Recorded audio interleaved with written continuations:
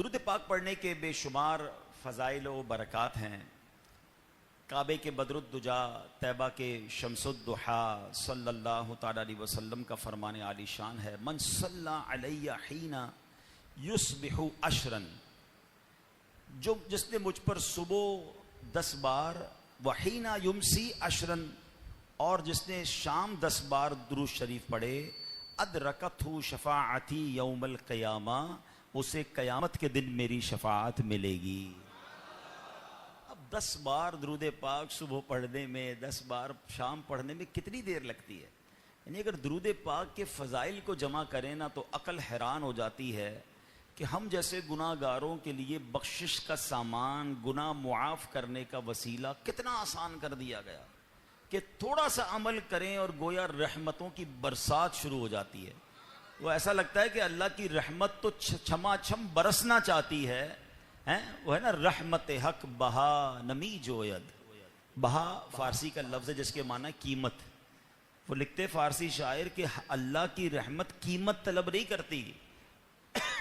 रहमत हक बहा नमी जोयद, रहमत हक बहा नमी जोयद। अल्लाह की रहमत तो बहाने तलाश करती है, किसी तरह बरस जाए। तो फिर क्यों ना दुरूद पाक पढ़ते रहा करें।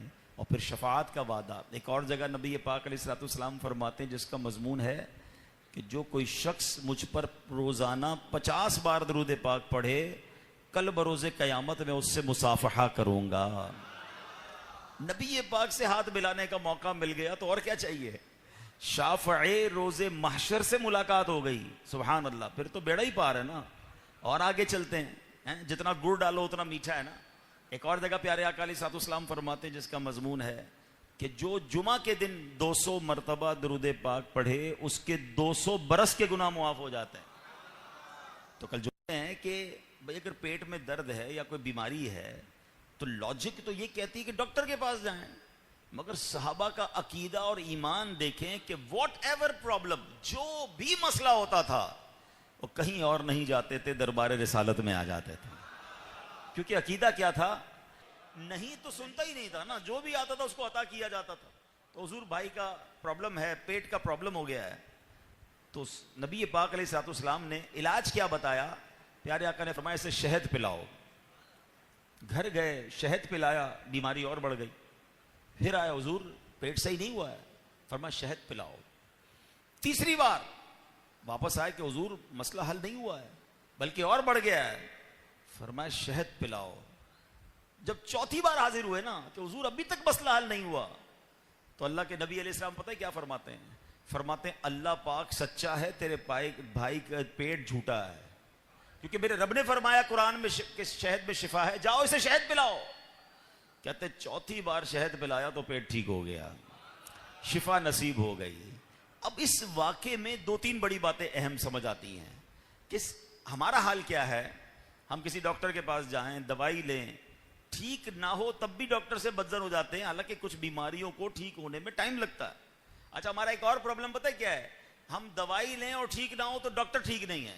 तो भाई डॉक्टर ने दवाई के साथ साथ परहेज का भी बताया था, वो भूल गए हैं। मिसाल के तौर पे किसी का गला खराब है, डॉक्टर साहब गला खराब है, डॉक्टर साहब ने गले की टेबलेट दे दी, 1 हफ्ते तक खाना, 1 हफ्ते तक खाया, वापस गए, डॉक्टर साहब अभी तक गला ठीक नहीं हो गया, पूरी दवाई खाई, पूरी डोज खाई है।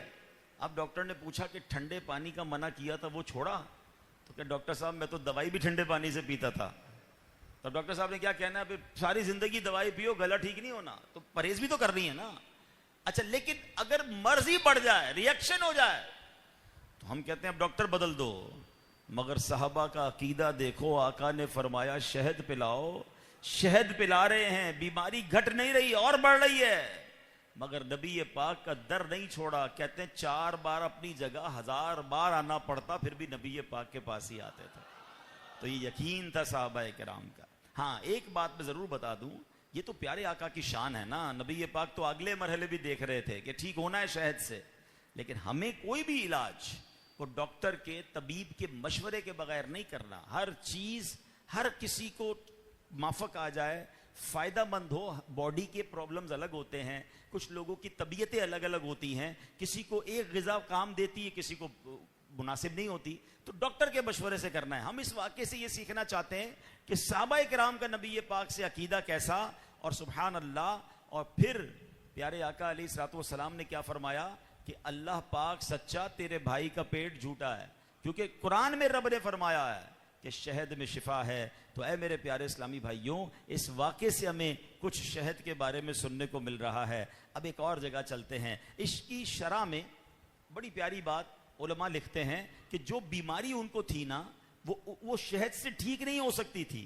क्योंकि शहद के बारे में यह कहा गया है कि वो कब्ज को खोल देता है। मगर अल्लाह अकबर, मेरे आका अलैहिस्सलाम चाहें तो उसकी तासीर जो नॉर्मली बताई जाती है उसके बरअक्स मेरे आका हुक्म फरमा दे तो इलाज हो जाया करता है। क्या फरमाते, बड़ी प्यारी बात, काम जो उनसे हुआ पूरा हुआ। मौलाना हसन रज़ा खान साहब लिखते हैं, काम जो उनसे हुआ पूरा हुआ, उनकी जो तदबीर है तकदीर है। आका की जबान से जब निकलता है ना तो रब उसे पूरा फरमा देता है। बड़ा खूबसूरत नात का शेर है ना कि मौजज़ा मेरे नबी का कह दिया तो हो गया। आका ने जिसके बारे में जो फरमाया ना वो हो गया।